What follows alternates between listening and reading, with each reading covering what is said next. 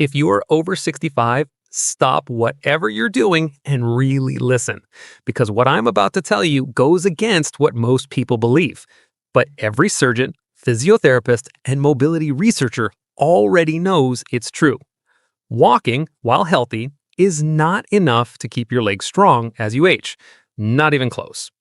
If walking alone worked, then the millions of older adults who walk every day wouldn't struggle to climb stairs, wouldn't have trouble getting out of a chair, wouldn't feel their knees shaking, and wouldn't lose balance the second they step on uneven ground.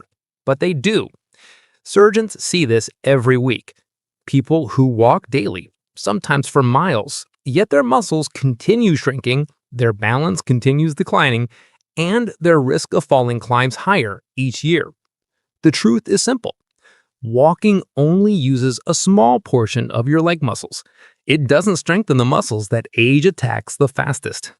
So stay with me for a few minutes, because you're about to learn 3 surgeon-approved exercises that build more leg strength than walking, especially after age 65. These movements are gentle, they are joint safe, and they're specifically chosen for older adults who can't do risky, high-impact exercises. Let's begin. Exercise 1. The chair sit to stand. The #1 indicator of independence after 65. Surgeons and physiotherapists use one simple test to predict if an older patient will live independently or need long-term assistance.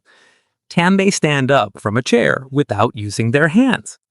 This single motion tells doctors nearly everything they need to know about leg strength, balance, mobility, and fall risk. Why does it matter so much?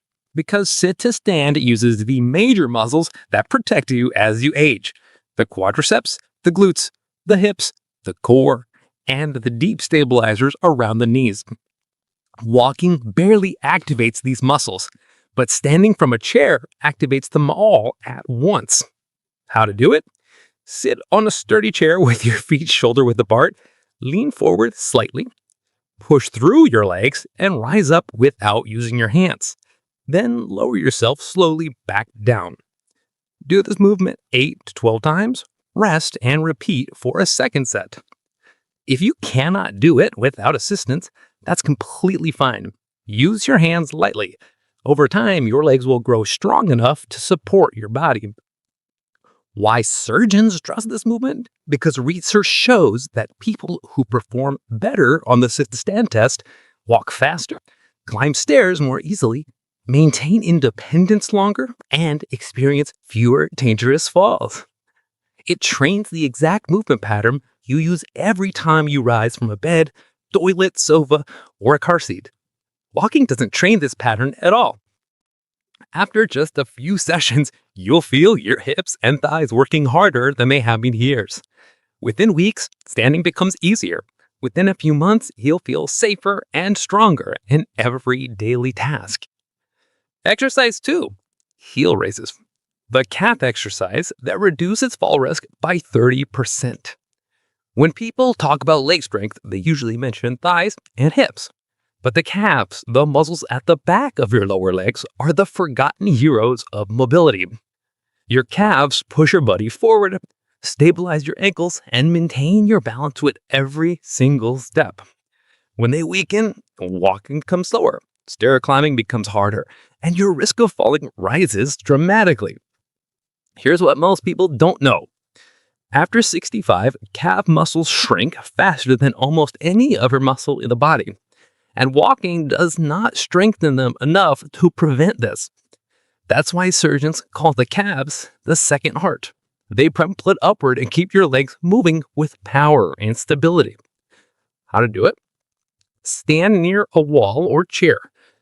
Rise onto your toes as high as you comfortably can.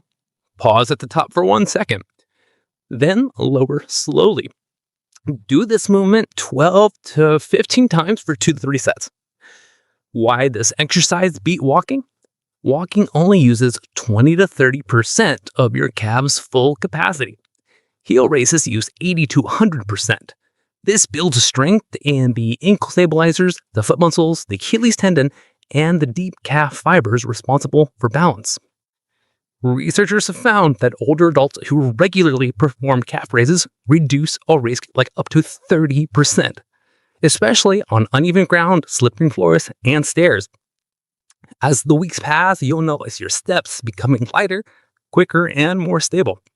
Your ankles feel more secure, and walking long distances becomes easier, not because you're walking more, but because your muscles are finally strong enough to support you. Exercise 3. Knee lift watching. The hip strength movement that walking cannot replace. One of the biggest mobility problems surgeons see after 65 is hip flexor weakness. These are the muscles that lift your legs. They help you step into a car, climb stairs, lift your feet over curbs, and avoid tripping. When these muscles get weak, people start shuffling. Their feet don't lift high enough, they trip over small obstacles, and their balance declines dramatically. Walking does almost nothing to strengthen hip flexors. This is why so many older adults who walk daily still struggle with stairs or stepping over simple objects. How to do marching knee lifts? Hold the back of a chair or counter. Lift one knee to hip height or as high as you comfortably can.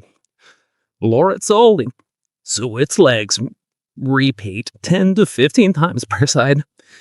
Do 2 sets.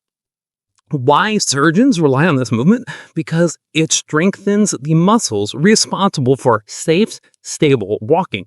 It keeps your toes from dragging. It retrains your nervous system to lift your feet higher, reducing tripping risk dramatically. It builds the deep pelvic muscles that protect your spine and hips. If this feels difficult at first, that's a sign these muscles have been neglected, not a sign that you're too weak to try. With consistent practice, marching knee lifts restore confidence in every step you take. Why these 3 exercises are more effective than walking alone? Let's be clear. Walking is good. It's healthy. It's important for your heart, lungs, and circulation. But walking does not stop muscle loss. And after 65, muscle loss accelerates every year unless you actively strengthen your body. Here's the difference. Walking improves endurance. These exercises improve strength. Endurance keeps you moving. Strength keeps you independent. Walking keeps you healthy. Strength keeps you safe. Healthy is good. Safe is essential. Walking moves you forward. Strength lifts you upward. And you need both if you want to age confidently. Walking is like maintaining the engine of a car. These exercises are like reinforcing the frame, the tires, and the brakes. When you combine them, your body works the way it's supposed to. How often should you do these exercises? For best results, 3 to 4 days a week. Do them slowly and with control. Rest as needed. Focus on quality, not speed. Most people feel improvement within 2 weeks.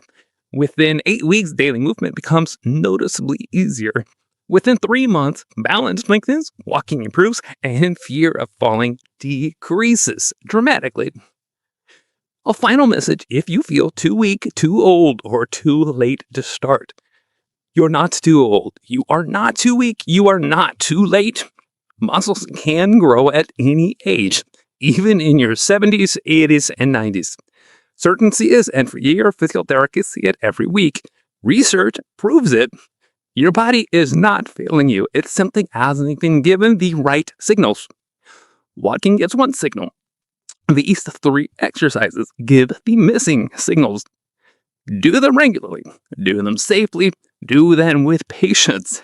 And you will feel your strength return step by step, day by day. Your independence depends on your legs, and your life depends on what you do today.